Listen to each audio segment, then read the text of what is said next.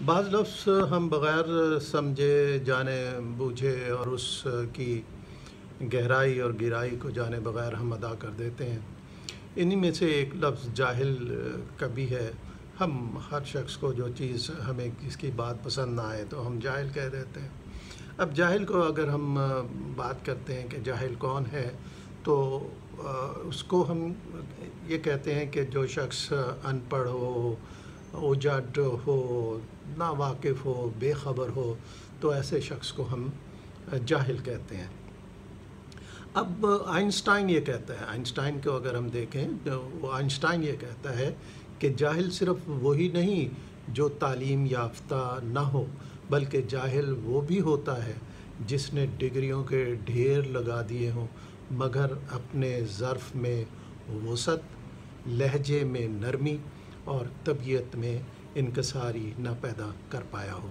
یعنی اگر تعلیم حاصل کر بھی لی ہے اور بڑی بڑی ڈگریاں حاصل کر لی ہیں، ماسٹرز کر لیا، ایم فل کر لیا، پی ایچ ڈی کر دیا، لیکن اس کی طبیعت میں وہ انکساری اور وہ نرمی نہیں آتی، اس میں وہ وسعت نہیں پائی جاتی، تو پھر ایسے شخص کو ہم پڑھا لکھا تو کہہ دیں گے کہ وہ پڑھ لکھ گیا ہے، لیکن شامل وہ جاہلوں کی صف نہیں ہوگا، کیونکہ وہ ان تمام چیزوں سے آ رہی ہے، ان خوبیوں سے، یعنی انکساری سے خالی ہے، طبیعت کی نرمی سے، لہجے کی نرمی سے، طبیعت میں نرمی، انکساری سے اور اپنے ظرف کی وسعت سے وہ آ رہی ہے۔ لہٰذا آئنسٹائن کی نظر میں ایسا پڑھا لکھا شخص، ایسا ڈگریوں کا حامل شخص بھی جاہل ہے۔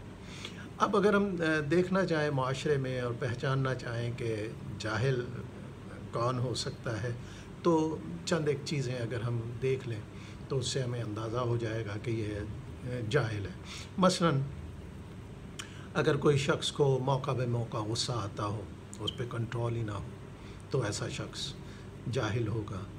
جب کوئی شخص غیر مفید گفتگو کرے، لا یعنی گفتگو، بے مقصد گفتگو، جس کا کوئی سر پیر نہ ہو، ایسا شخص۔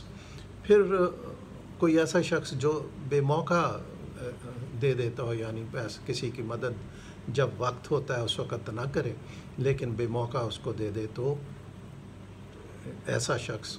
اور ایسا شخص جو دوسروں کے سامنے اپنے راز کھول دیتا ہو، اپنی خاص باتیں، چھپی ہوئی باتیں، مخفی باتیں بتا دیتا ہو وہ۔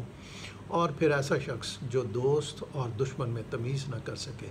تو اس طرح کی خصوصیات اور عادتوں کا حامل شخص جاہل شمار ہوگا۔ جب آپ کسی میں یہ 5 عادتیں دیکھ لیں تو ہم سمجھ لیں، یا اس میں سے اکثریت دیکھ لیں تو آپ سمجھ لیں کہ یہ شخص جاہل ہے۔ پڑھا لکھا ضرور ہے، ڈگریاں ضرور ہیں، لیکن اس میں جہالت ہے۔ اب اگر ہم جہالت کی اقسام کو دیکھنا چاہیں تو جہالت کو 2 قسموں میں تقسیم کیا گیا ہے۔ ایک جاہل مطلق یا جاہل بسیط، یہ ہے۔ اب جاہل مطلق وہ شخص ہے، ایسا شخص ہے جو جاہل ہو اور اسے یہ پتہ ہو کہ میں جاہل ہوں، یعنی مجھے معلومات نہیں ہے، میں غلط ہوں، مجھ میں اصلاح کی گنجائش ہے۔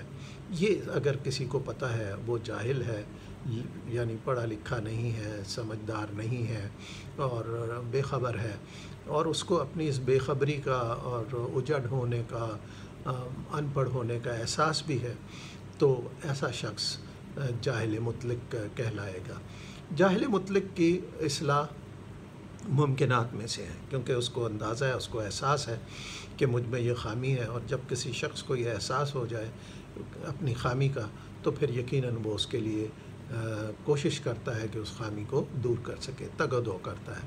تو اس لیے کہتے ہیں کہ ایسے آدمی کی اصلاح ممکنات میں سے ہے۔ دوسرا جو جاہل ہے، دوسری قسم کا جاہل، اسے جاہل مرکب کہا جاتا ہے۔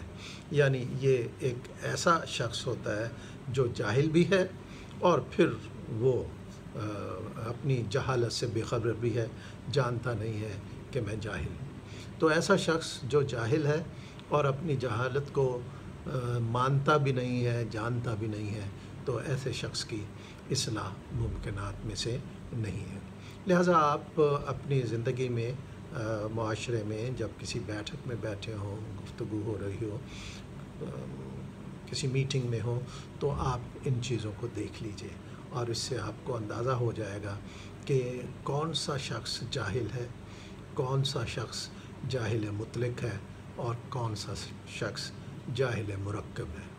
جاہل مرکب کو کبھی بھی سمجھانے کی کوشش نہ کریں، کیونکہ اس کے اوپر